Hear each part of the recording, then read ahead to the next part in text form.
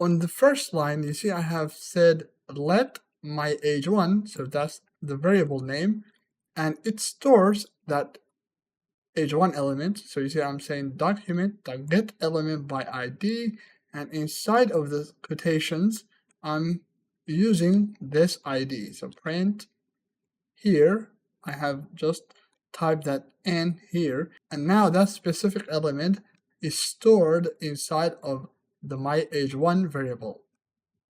So now, since I have that stored already, I can say myAge1 to select that variable, and I can say dot add event listener. So we are going to attach an event to this specific element, myAge1. And after you type in addEventListener, you open two parentheses.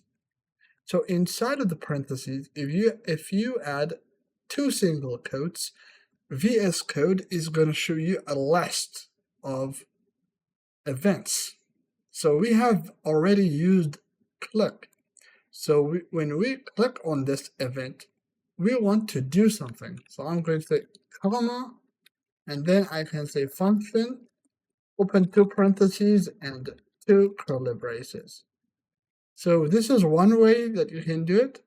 And right here, I can say myAge1 dot inner HTML, so dot inner HTML equals to new text. So whenever I click on it, it's going to change the inner HTML of myAge1 to new text. So now let's try it. If I click on it, you see it's going to say new text. So now let's change the color as well, so you can see some difference. So myAge1.style, the color equals to orange. So now let's try it. If I click on it, you see it's going to say new text. So this is how you use event listeners. You see right here, instead of saying click, we can say double click. So double click means whenever I double click on this age1 element, run this code. So now if I double click on it, you see it's going to change it. So double click, it's going to change it. All right. Or we can say mouse over. So whenever we move the mouse over it, so mouse over, we are going to run this code here. So now you see, whenever I move the mouse over it, it's going to change the text. All right. So let's say that when I move the mouse away from it, I want to change the text back to the default, which is header 2. So to do that, we can make another event listener right below it. So I can say myAge1 again to select that age1 element. I'm going to say dot add event listener, open two parentheses, two single quotes, and inside of the single quotes, we are going to say mouse leave. So mouse leave. So whenever we leave this element, we are going to run a function. So function. All right, just like that. Oops, what happened? Sorry about that. The function, and then you open two curly braces. So on mouse leave, when we leave, we want to change the text to header 2. So I'm going to type that in. So header 2, because that's the default text, and change the color back to black. So now, if I move the mouse over it, you see it's going to say new text. And if I move it away, it's going to say header 2.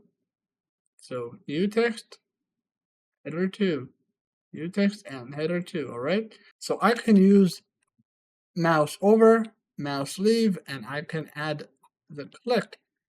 So let's say myAge1, so add event listener, open two parentheses again, two single quotes. So I'm going to say click. So whenever I click, I'm going to run a function, right? and this function will say click function. So we're going to say my age1 dot inner HTML equals to change via click. Right?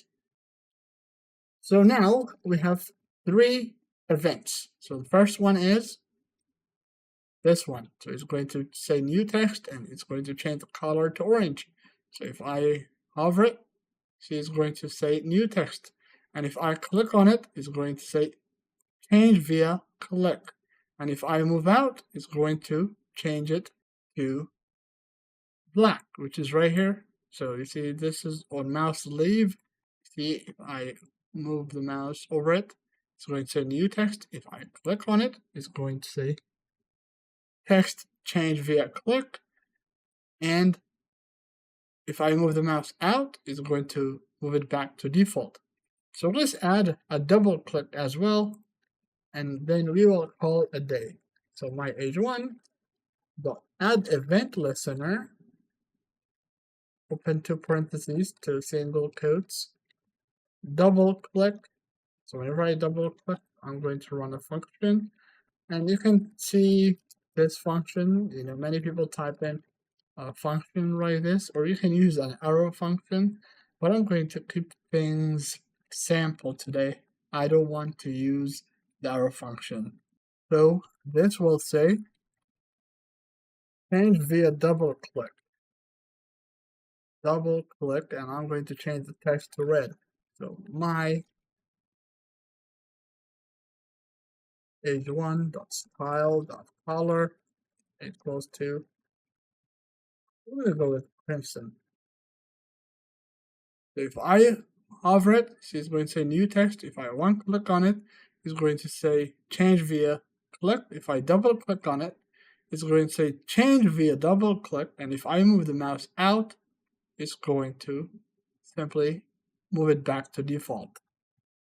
So this is how you can do this. And since I have said my age1, and I'm selecting the element print here.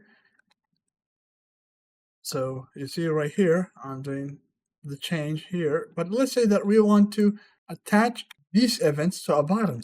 So I can say button. So I can add an HTML button to the HTML. I'll say change. So this will just do some changes. And right here, I can simply move this ID and attach it to this button. So you see, if I move the mouse over this button, it should change the text. You see, we have added the events to this button. So if I click on it, you see it's going to say change via click. If I double click on it, it's going to say change via double click. And if I move out, it's going to say header 2. So it will do all of these things to this button. So wherever you add this ID, because I'm selecting that ID here, and I'm storing it inside of my age1, so it's changing itself now. It's not changing a different element. So now if I want this button to change this element, what I can do is I can give it a different ID. So I'll call it my button. And up here, I can store it in a variable. So I'm going to say let my button equals to document.getElement by ID, open 2 parentheses to single quotes, and let's bring that ID from here. So copy it and paste it here and add a semicolon to the end of it. So now I have that there. All I have to do now, you see I'm attaching this event to this age1, but let's attach it to that button. So I can say my button. So only the first part. So you see I'm changing this to my button. So this event will be attached to this button. And inside of that, whenever this is the event, so mouse over is going to run something and is going to do some changes to the my age 1, all right, not the button. So now whenever I click on the button, it's going to change the age 1 element.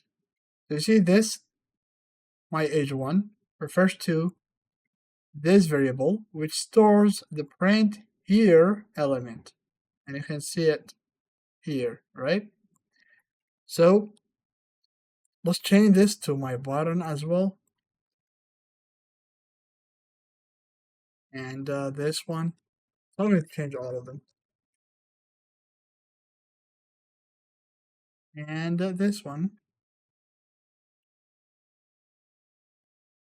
Okay, so now you see if I click on header 2, it's not going to do anything because we have attached these events to the button now, not the element itself.